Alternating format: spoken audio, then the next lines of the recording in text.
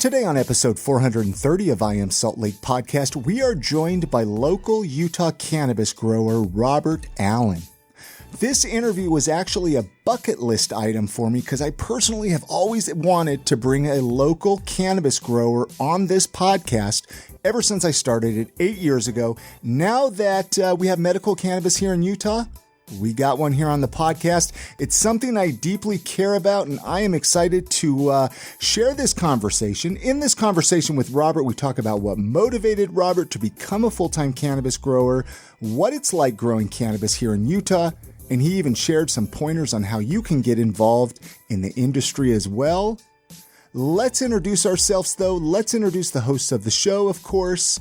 My name is Chris Hollifield. And my name's Chrissy Hollifield. And I have to say, Chris, that this episode is so cool because it is a dream become reality. You know, it's crazy. People ask me, do you have a dream interview? Do you have a dream interview? And I never really shared this one with many people. It was kind of a faux pas for a while. But now that we have medical cannabis here in Utah, I wanted to bring one on the podcast. And Robert is a really cool guy. Yeah.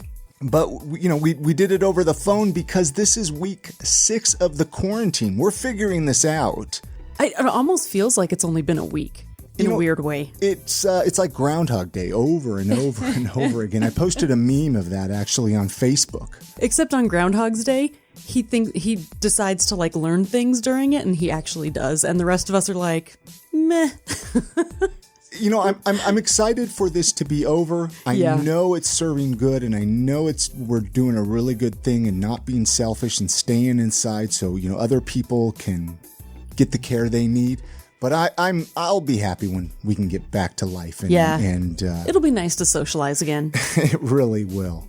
Well, if this is your first time listening to this podcast, you might be asking yourself what it's all about. This podcast is all about showcasing awesome people right here in Salt Lake City, Utah. We talk to business owners, comedians, authors, tattoo artists, restaurant owners, really anyone that might have a cool story to share. All right, really quick, I want to tell you guys about supportsaltlake.com. Head on over there when you get a chance. Write it down on a piece of paper. These are the businesses that support and sponsor this very podcast that you're listening to. So when you support them, you're supporting the podcast. And we all know right now these local businesses could use your support. I mean, there are some great local businesses that are supporters of this podcast, like Hugo Coffee Roasters, Cash, Anchor, Momentum Electric, so many great local businesses. Go check them out, supportsaltlake.com. All right, let's get into that conversation that we had with Robert Allen when we joined him on the phone, and we got to talk to him all about what it's like to grow marijuana here in Utah. Enjoy the conversation. Thanks for listening. I like to kind of start even so listeners know where home is. I mean, did you grow up in Utah, or where is home for you? So I was born in Northern California, raised in Long Beach, Lakewood area my whole life. But I moved out here. I have 3 children. I moved out here when my last daughter was born. She was 2 weeks old in 2007. So I've been in Utah for 12 years, 13 years this April or May. Wow. So, wait, how many years again did you say? 13. 13 years. So you've seen Utah go through a lot of changes throughout the last 13 years. Yes. I know that I have, and that's kind of what leads me. You're a full-time cannabis grower here in the state of Utah. Yeah. What is the technical term, man? I'm going to be kind of a farmer, right? Yeah, man. Like what is the technical? Farmers at the end of the day. You know what I mean? I don't like to put on the title as, you know, a master grower or, you know, any of that nonsense. You know what I mean? It's just, I'm here farming the medicine, just a good old fashioned farmer. What even got you into that? Do you care to go back a little ways and kind of? I don't mind at all. So my life was built around tow trucks and cars. Growing up, my dad owned a tow truck company and a repossession company. So obviously, I hung out in that business my whole life. My dad was against the medicine. I never seen him drink. I never seen any of that nonsense. So I grew up where, the typical don't do that family.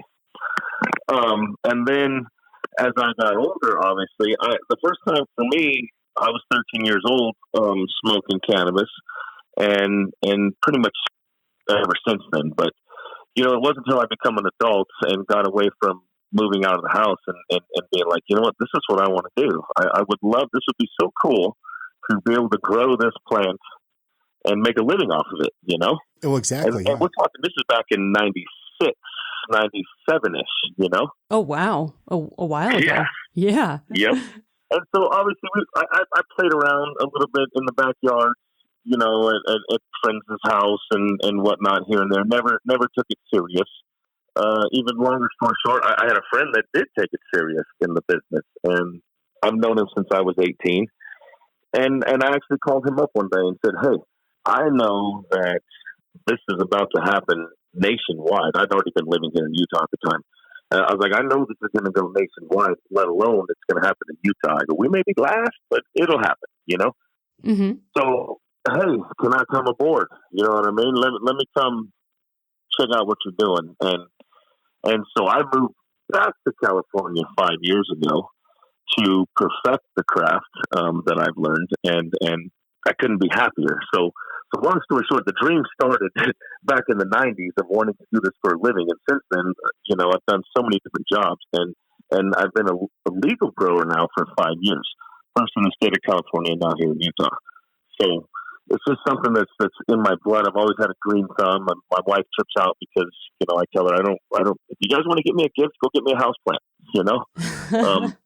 It's just what I like. I like the outdoors. I like nature. I like gardening, and I like cannabis. Now, where in California were you at? Started in Long Beach. A buddy of mine, he started up in Redding in Northern California, and then moved the operation down to Long Beach, and then from Long Beach to a little town in the tri-state area called Needles. I don't know if y'all are familiar with that. It's next to Laughlin, Bullhead City, Arizona, and Needles, Nevada, Arizona, and California. So that's where I just left, Needles, California. Okay, yeah, because I grew up in Southern California, down in Ventura. So, I mean, I remember seeing signs for Needles and stuff when I would drive down there. But, dude, that is so cool, man. Like, you've been in the industry for a while. I mean, have you ever had a normal job? Or is it always? I was actually a carpenter for 10 years of my life. And then I owned my own repossession company I owned it for 5 years. Okay. And that's when I sold that, sold everything, sold my house, sold my business, and moved back to California for 4 years to perfect what I do, And so I just got back in July when everybody was putting in for their applications for their own license, for the cannabis license. Here in Utah? Yes. Were you part of that process? That was kind of a tough process to get a license. They gave 8, right? Did they give 8 licenses for the whole state of Utah? For the whole state. And I think there was 81 applicants. Wow. And yes, I applied for a license. Yeah, absolutely. And without getting too political or anything like that, it's not what you know, it's who you know. And had I known that, I would never apply, because now look at me, I'm now working for one of the 8 licensees. Oh, I see. So you didn't actually get the license yourself, but you work for a licensed company? Yes. Oh, I gotcha. And so is it okay to say where you grow for Dragonfly, right? Correct. Yeah, and they're right on State Street, right on about 700 South State Street there. Beautiful facility. Yeah, the pharmacy is 711 South State, I believe. Yeah, well, the pharmacy, excuse me. You're not there growing. Now, you're out more towards, obviously, we're not going to give your location and everything, but I was talking to one of the guys there. He says you guys are out like towards San Pete County area, right? Is that where you're growing out there? We're down in central Utah, basically. Yep. Yeah. Why did you pick to grow out there, if you don't mind me asking? I personally didn't pick it. I came aboard the company in October, but I know the history behind why it was picked. And basically, there's 62 acres out there with, I think, a property tax of like $1,000, per year. So it's very cheap land, and And at the end of the day, the cheaper the property, the cheaper the product goes along to the patient. Yeah, the overhead is cut, and so you can actually offer things for a better price. Exactly. And at the end of the day, that's Dragonfly's goal. But me, aside of Dragonfly, say I wasn't with Dragonfly, I've given away more medicine than, you know what I'm saying? It's just, I don't think, I like that they have done this, and I'm a part of that, because at the end of the day, it's not a choice that you need medicine, you know? Sometimes it's more than a choice, it's a need. And if I could give it away, I would. How many acres do you got growing? So out there, we haven't started. Everything's indoor right now, but I think it's either 62 or 68 acres is the property. I think they took, I don't know, I'm not good at eyeballing acres, but I'd say maybe 5 acres we got fenced in. That's indoor marijuana grow. Oh, wow. Now, we're also starting an outdoor project this year, so it's pretty exciting, actually. As a naive person, is it much more difficult to grow it outdoors because we have kind of longer winters here and everything? Absolutely. Like they're pushing me right now to put plants outside. And I mean, it was 19 degrees out there the other day in the middle of the night. So yes, very difficult it's a very short grow season. When I grow indoors, I mimic the Emerald Triangle. That's what I take the Emerald Triangle 9-month season and put that into a 10-week season indoors. It's 100% different, our environment out here compared to that. So when you say a 10-week cycle, that's from seedling to actually harvest, right? Is that what you mean? Clone, actually. Okay. Clone, and that's just my flower time. You know what I'm saying? So you have say you have a big old mom plant. You cut a clone. You'll put that, and it'll root in about 2 weeks. And then after the 2 weeks, that clone will get planted into some dirt or whatever medium you use. And however long you want to veg it, as we call in the trade, you'll leave it in the veg. And that basically just gets the plant to a certain size. And then you put it into flower. And when it goes into flower, that's where I say by 10 weeks. Okay. So I flower it for 10 weeks, and then it goes to harvest. So long story short, it's probably about 10, 11, like 16 weeks from the time you clone it till it's actually harvested. You're a full-time grower here. I'm just trying to kind of visualize what you do all day, because you just water them, right? I mean, what does a day look like for you? I mean, is it an 8-hour day, a 10-hour day? Is it stressful? What are you doing? Well, it's all the above. So before I came to Utah, just real quick, the company I was at before in California, for instance, when we harvested for 32 days. We have 5 rooms indoors, a 400 light facility. A 200 light facility. So you're looking at about 400 pound harvest. Okay. So for 400 pounds, and for us to harvest that, it took us 32 12-hour days, 25 guys. I'm talking no breaks, no days off, no nothing, you know? So that's just trimming and harvesting. That's now, intense. Obviously, out here, I'm doing it a little different. You know, I'm doing a couple rooms at a time, so that way you're not working your butt off in those times. But yeah, absolutely, it's a 10-hour plus a day job. I mean, I get up. I actually stay on the farm for the most part in my RV because I live in Salt Lake and it's 100 miles to my job. So I'll stay out on the farm. I get up at 5 in the morning. I'm in the rooms by 6. Watering, yes, right off the bat, you're getting your watering done, and then it's all about. I personally am looking. I put eyes and hands on every single plant every single day. It's like a child. It's like people. I tell them when they come into this. You know, for instance, we have some guys, and it snowed real bad. They were from California. Like, well, it snowed. We couldn't make it to work. I was like, well, the plants don't know it's snowing. You know what I'm saying? It's like, would you not go get your 3-year-old toddler a bottle of milk because it's snowing outside? No, it's the same concept. You know, I try to explain them as people. That's amazing. To these people that come in, right? and it works. I've told that to so many people, and it works. They're you like, take care of it, you know? Right. Yeah. Next thing you know, they're driving in the snow. Dang. And they're making it to work. So it's definitely a I don't want to say labor intensive job, but it's time consuming. I mean, there's so much that goes into it to make sure that, at the end of the day, I have 10 weeks to make it or break it, So everything has to go right. If there's a problem one day out of those 10 weeks, well, that my end result is a problem, You may not notice it as a consumer, but I notice it as a professional, What is it that you notice? The weight won't be there. It won't be as pretty, as potent. I mean, one day is kind of ridiculous to put that as an example, but say you miss, for instance, we were running off generator power out at the farm for a minute because we didn't have Rocky Mountain. It took forever to get us our power. Sorry, Rocky Mountain, for that, but it took a minute to get our power. Long story short, and the generator is a machine, so it naturally is going off and on. So the first couple turns weren't as good as they could be.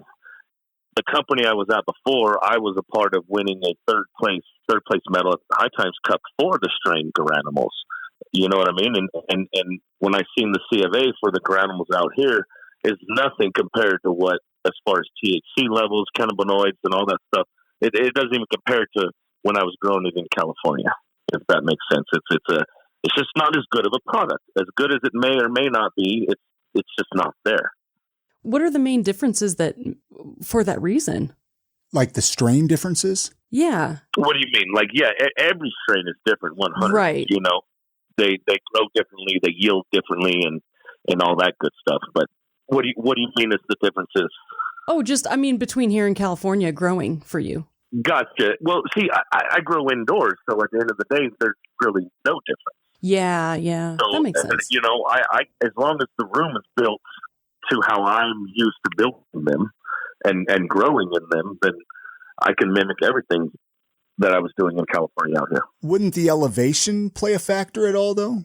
No, because you're indoors at the end of the. I mean, I get it. People. I'm no scientist, and I don't want to put my foot in my mouth and say it couldn't. It absolutely could, but I look at it at the end of the day like I'm indoors and a totally sealed room. Yeah, it's a controlled environment. I don't have fans going out or going in, anything like that. Right. So I'm adding humidity, taking humidity out, and whatnot. When did we were talking about strains? When did all of that come into play? Like, I remember the time when it was just weed, man. You just get weed in a bag. It was just dirt weed, stems and sticks. Swag, or you had some chronic, bro. And there might have been some mids here and there, but that was it. You had 3 kinds. Yeah, and it's all fancy now. I mean, it's basically like wine, right? It's all the different strains, the different flavors, the look is different, the smell is different, and the effect is different. It's very intense. They all are genuinely unique, and as a grower, even everything you said is correct. And then say, as a grower, looking at the plants every day, they grow and look different. So taking it back to your question, yeah, we're talking the 90s, dude. To where, like I was saying, it was either your Mexican dirt weed, your middles, or your chronic, and when they started throwing names at me, like, yeah, I got this Sheriff Blue chronic Kush. I tell them, I don't really give a shit what you got, dude. I just want some chronic, Yeah.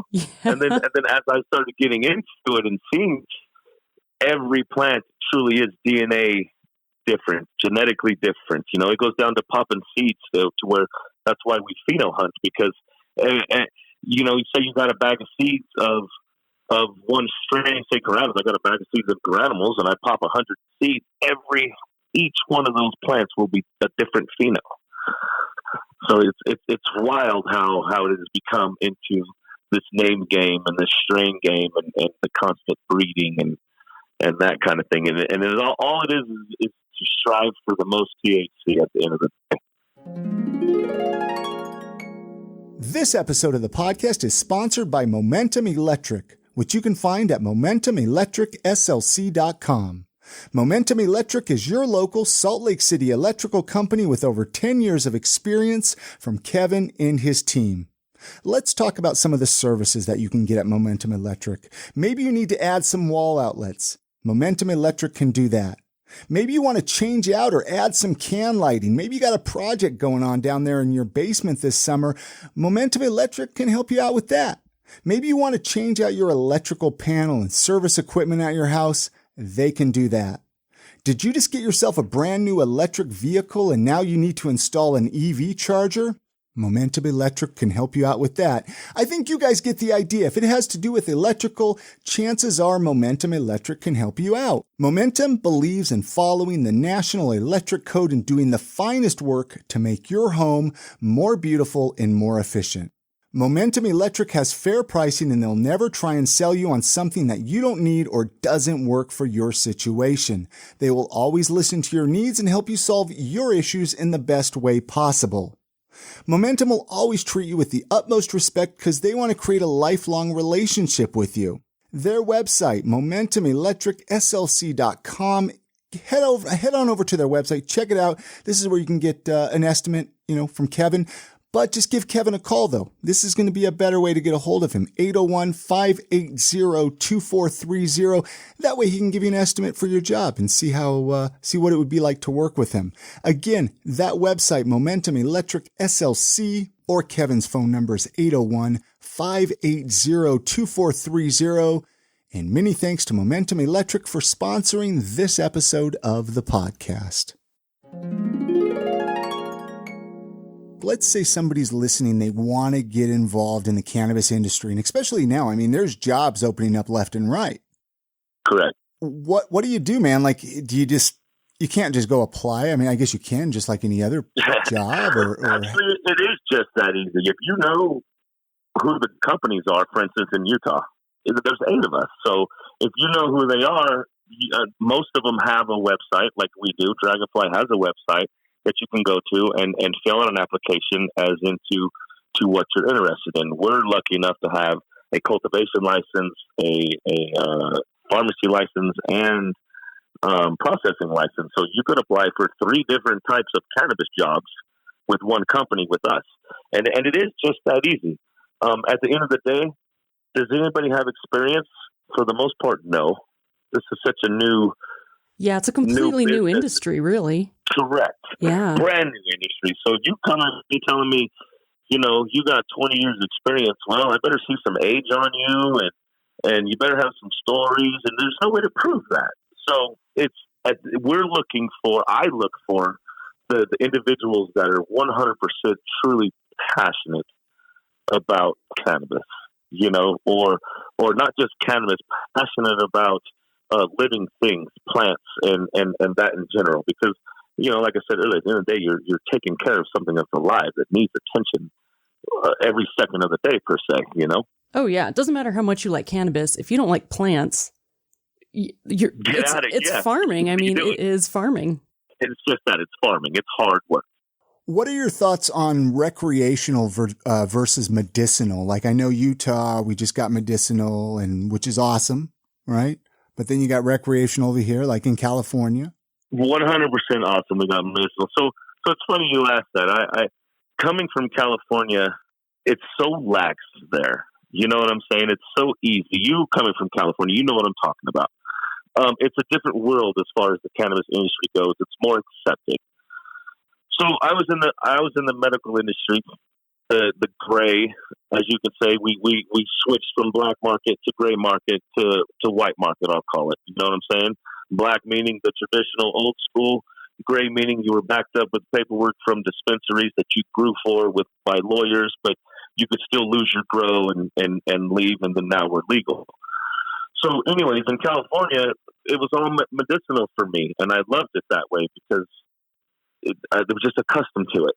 And then they put out, hey, let's vote for recreational.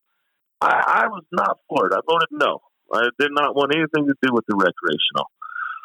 What I'm getting at is now my feelings have changed because it truly is a medicine. Whether you want to use it recreationally or you want to use it medicinally, I know for a fact that you need cannabinoids in your system.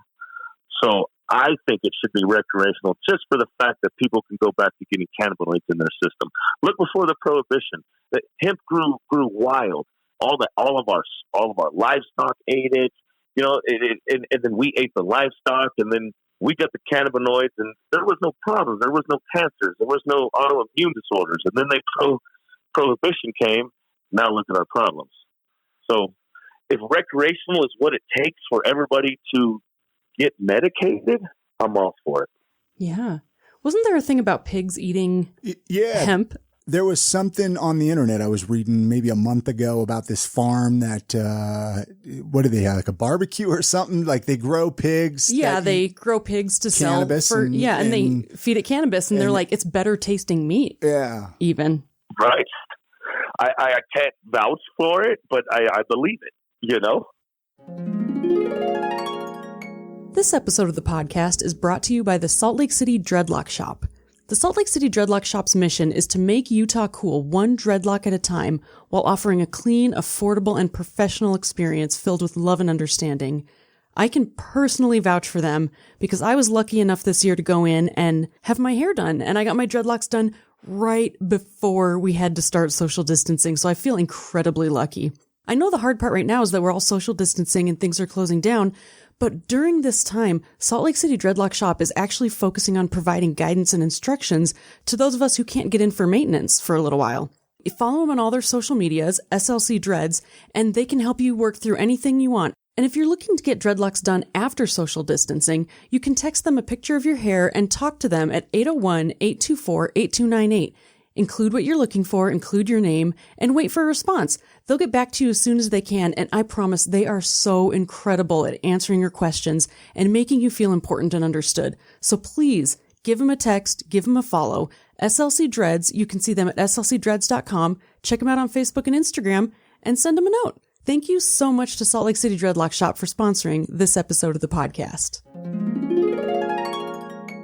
You think everybody needs cannabinoids. What do you think some of the benefits are, like medicinally? I mean, I don't want to get too deep here. I was just kind of curious if you've noticed some personal benefits or if there's anything Absolutely. you want to talk about there.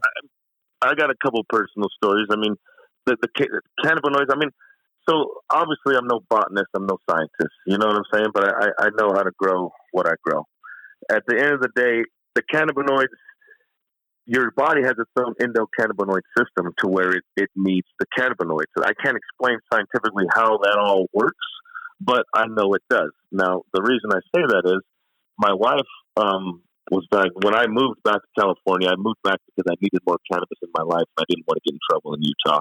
And I was faced with do I grow it in my basement for my wife because I can't afford black market, or do I go back to California and grow it legally? And so long story short, I chose to go back to California, for my wife and to learn my craft.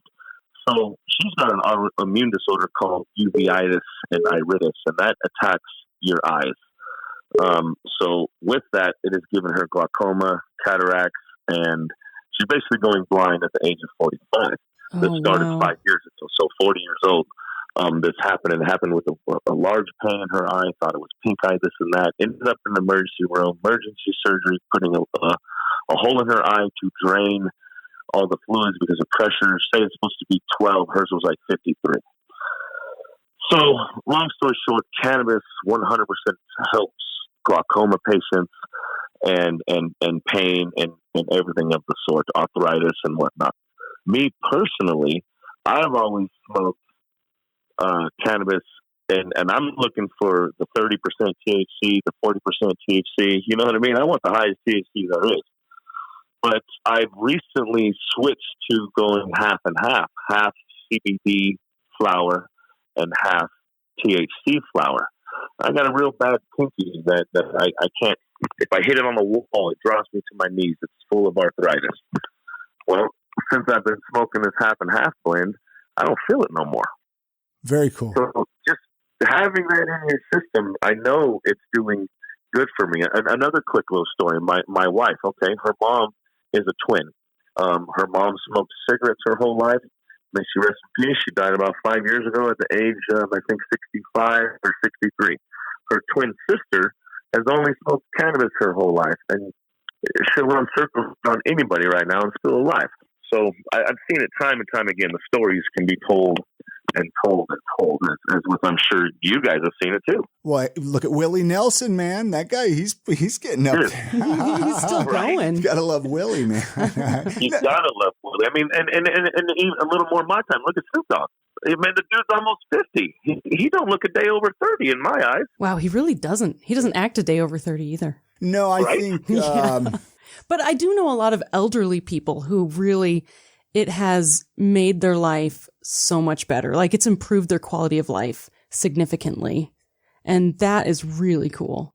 We look at the opioid epidemic, and most people think, I don't know what your vision is of somebody on opiates or heroin, but, you think of your mid-20s guy living on the street strung out on heroin.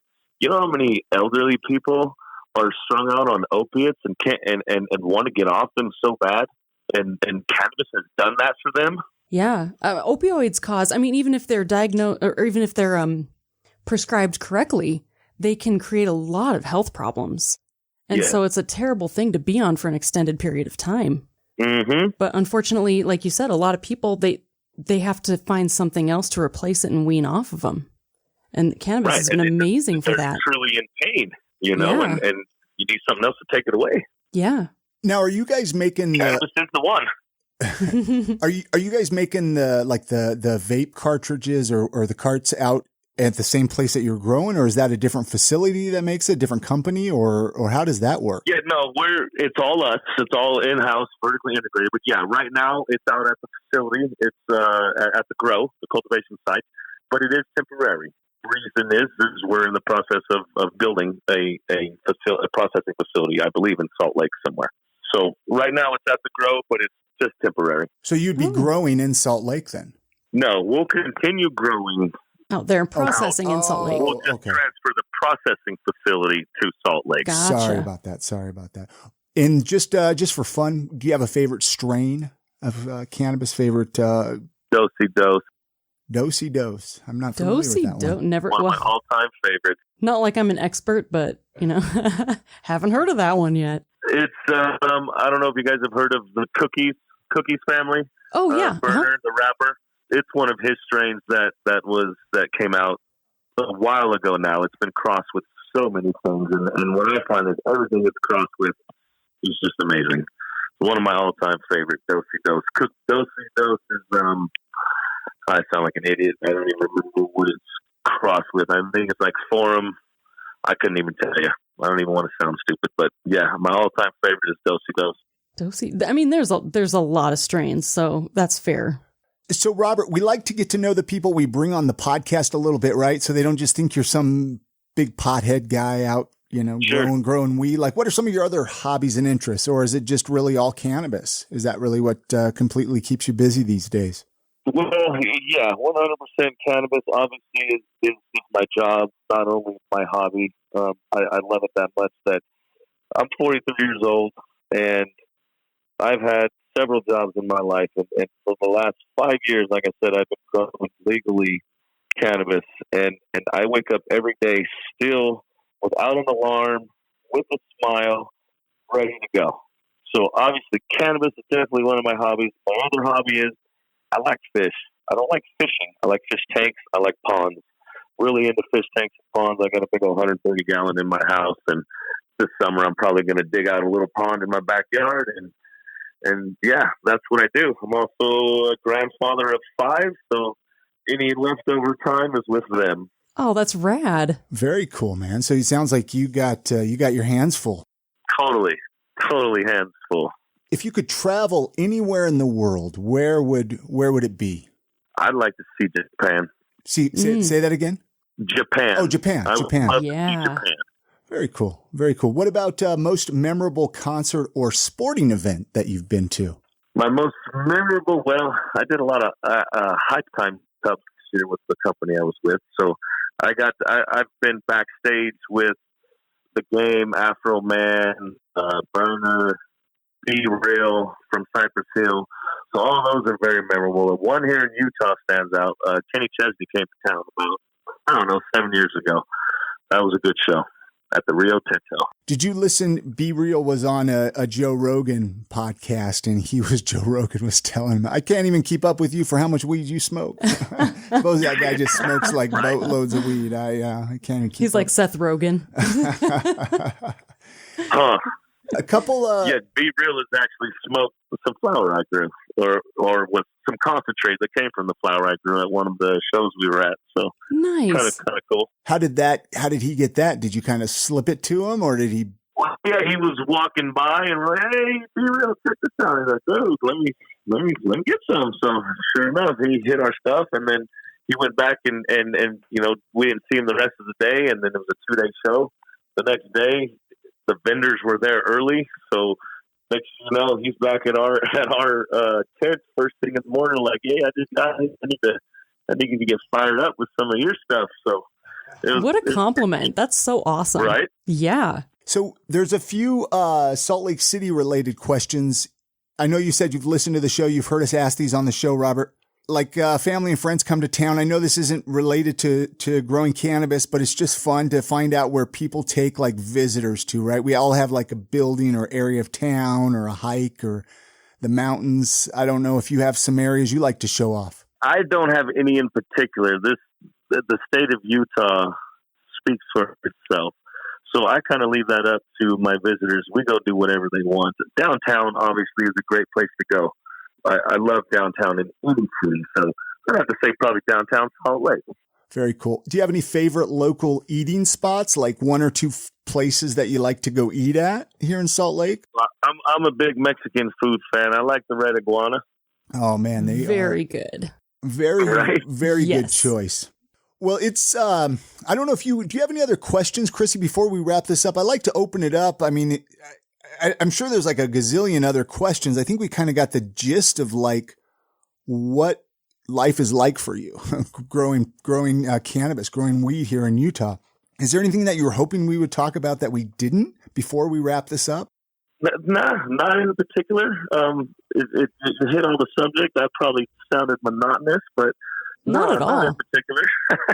I mean, where do you keep up on like cannabis news, or do you listen to podcasts at all about cannabis, or any recommendations that you could give listeners, or do you just kind of do your thing and you got your buddies you call up, or how do you keep up on everything? Like stay educated on current news?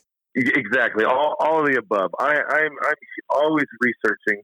At the end of the day, like I said, I'm no botanist. I didn't go to school for this. So whenever something arises, obviously I'm hitting the computer, I'm hitting Google, I'm hitting everything trying to solve problems. But at the end of the day, anything cannabis related, if it catches my eye, I'm going to read it. You know, it's just a part of it to stay in the new and to know.